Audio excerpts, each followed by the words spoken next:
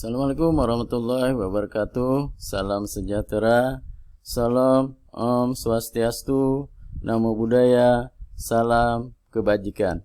Jumpa kembali dengan channel Ebeng. Kali ini kita akan membahas tuntas tentang rapat kerja Komisi 2 DPR RI dengan Mendagri, Menpan RB, BKN, dan LAN tentang revisi Undang-Undang ASN yang akan melahirkan ayat-ayat cinta bagi tenaga honorer yang akan diangkat jadi ASN dan P3K 2023 tanpa tes. Penasaran? Simak video ini sampai tuntas. Namun, sebelum menyimak video ini, tolong like, subscribe, dan tuk tanda lonceng. Selamat menyaksikan. Hari ini kita bisa langsung menemukan solusi dan kemudian kita tuangkan mungkin 1-2 pasal tambahan sebelum nanti kita putuskan di jam 1 nanti, kira-kira begitu. Untuk itu kami persilakan pertama kali pada para Menteri ad interim Menteri PAN ARB untuk memberikan penjelasan terkait dengan masalah itu. Kami persilakan.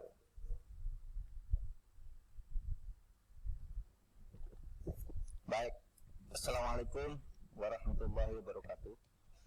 Yang terhormat pimpinan sidang, pimpinan Komisi 2, Bapak Hadi Ahmad Doli Kurnia Tanjung, kemudian Bapak Dr. Junimat Girsang, Bapak Saan Mustafa, dan para pimpinan serta anggota Komisi 2 yang hadir langsung maupun yang hadir melalui virtual. Izinkan, saya adalah Menteri PAN RB ad interim dan hari ini ditemani oleh Wamenkumham, kemudian Sesmen PAN RB dan Deputi serta para staf ahli dan staf khusus. Kemudian ada Dirjen Kemendagri, kemudian ada juga Kepala BKN dan beberapa yang lain. Pada kesempatan yang bahagia ini, izinkan kami menyampaikan apresiasi dan terima kasih kepada pimpinan dan anggota Komisi DPR yang telah mengundang kami selaku wakil pemerintah guna memberikan masukan terkait dengan manajemen ASN pasca pemekaran Provinsi Papua kelak, yaitu Papua Selatan, Papua Tengah, dan Papua Pegunungan.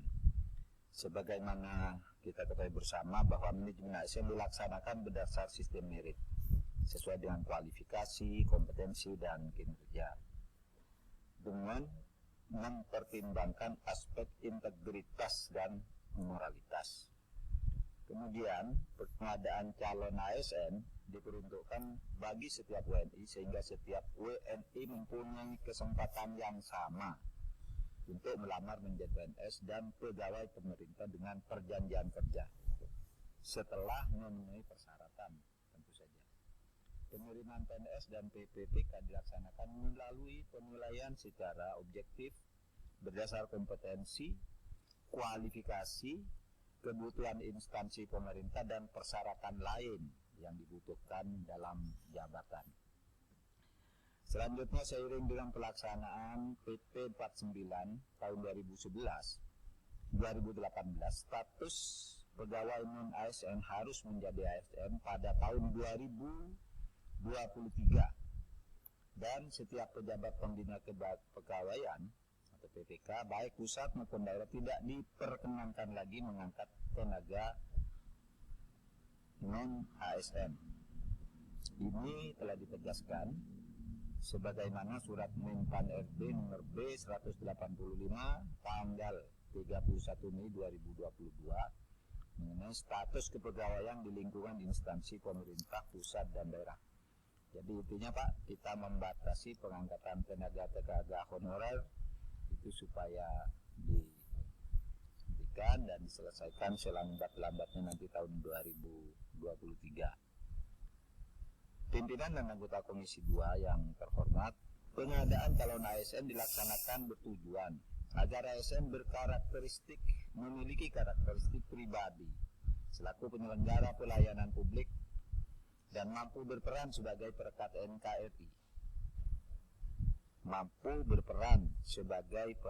NKRI. Memiliki intelijensia yang tinggi untuk pengembangan kapasitas dan kinerja organisasi serta memiliki keterampilan, keahlian, dan perilaku sesuai dengan kebutuhan jabatan. Itu pedoman dasarnya. Selanjutnya pengadaan PNS dilaksanakan berdasar prinsip kompetitif, adil, objektif, transparan, bersih dari praktek korupsi, kolusi, dan nepotisme, dan tidak dipungut biaya. Dengan tujuan dan prinsip-prinsip tersebut diharapkan kualitas dan kuantitas ASN bisa menjadi lebih terukur dan terstandar di seluruh Indonesia, termasuk ASN di Provinsi Papua dan daerah otonomi baru Provinsi Papua sebagaimana diatur dalam peraturan dan kepegawaian.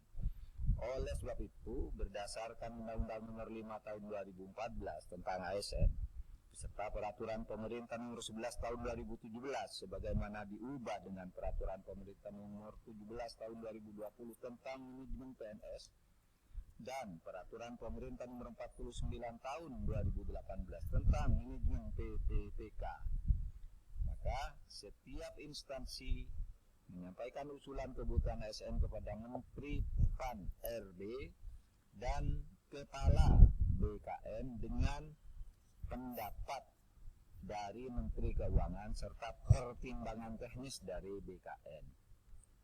Dalam hal ini, Kemenpan RB juga mempersiapkan peraturan pelaksanaannya melalui peraturan Menteri Pan RB nomor 20, 27, 28, dan 29 tahun 2001 untuk pengadaan calon ASN dan sekolah kedinasan, serta terakhir ada peraturan Menpan RB nomor 20 tahun 2022 untuk pengadaan PPPK guru tahun 2022. Pengadaan calon ASN tahun 2022 difokuskan pada PPK guru, tenaga kesehatan, dan tenaga lainnya. Pengadaan calon ASN ini diputuskan dengan mempertimbangkan tenaga honorer atau non-ASN yang memenuhi syarat, penyerdanaan birokrasi, dan kebutuhan ASN yang diusulkan oleh instansi pusat dan daerah dengan memperhatikan kemampuan pembayaran gaji dan tunjangan sesuai dengan peraturan perundang-undangan. Adapun jumlah rencana usulan rekrutmen calon ASN tahun 2022 adalah 1.086.128 orang. 1.086.128 orang atau formasi jabatan. Saudara pimpinan komisi dan anggota DPR RI dengan Komisi 2 terkait dengan pemenuhan ASN Provinsi Papua dan Papua Barat difokuskan untuk penyelesaian formasi tahun 2021 yang diselenggarakan pada tahun 2022. Untuk formasi tahun 2022 hanya untuk jabatan fungsional PPPK guru dan tenaga kesehatan yang sekarang dalam proses validasi. Selain itu, antara tahun 2014 sampai dengan 2021, Provinsi Papua dan Papua Barat telah diberikan afirmasi pengangkatan calon ASN sebanyak 2.309 ini. Demikian penjelasan kami. Pada prinsipnya, Kementerian Pan-RB akan mendukung upaya DPR dan pemerintah. Sebelum saya akhiri, kami atas nama Komisi mengucapkan terima kasih kepada Pak Menko Polhukam sebagai admin interim Menteri Pan-RB. Kita doakan semoga Pak Menteri Pan-RB cepat sembuh, segera sembuh, supaya bisa bergabung lagi bersama kita. Terima kasih juga Ibu Sasmen, Bapak Kepala BKN, Pak Dirjen Botum, Pak Kepala Belan, dan seluruh jajaran. Terima kasih kepada Bapak Ibu pimpinan dan anggota Komisi 2 DPR RI yang hadir secara fisik maupun hadir secara virtual. Dengan mengucapkan alhamdulillahirrahmanirrahim, maka rapat ini bisa saya nyatakan ditutup. Demikian tadi para pemirsa, kita simak bersama rapat kerja Dewan Perwakilan Rakyat Republik Indonesia dengan Mendagri, Menpan RB, BKN, dan LAN. Dari raker tadi dapat kita ambil intisarinya adalah berdasarkan rancangan undang-undang atau RUU atas perubahan Undang-Undang Nomor 5 Tahun 2014 tentang ASN terbaru, DPR RI dalam rapat tersebut telah mengambil suatu rancangan Undang-Undang ASN menjadi undang-undang yang menyatakan bahwa beberapa kategori honorer dapat diangkat menjadi PNS tanpa ikut tes. Semoga keinginan ini bisa terwujud. Demikian yang bisa kami sampaikan. Salah hilap mohon maaf. Wabillahi taufiq wal hidayah. Wassalamualaikum warahmatullahi wabarakatuh. Terima kasih. Jangan lupa like, subscribe, dan ketok lonceng.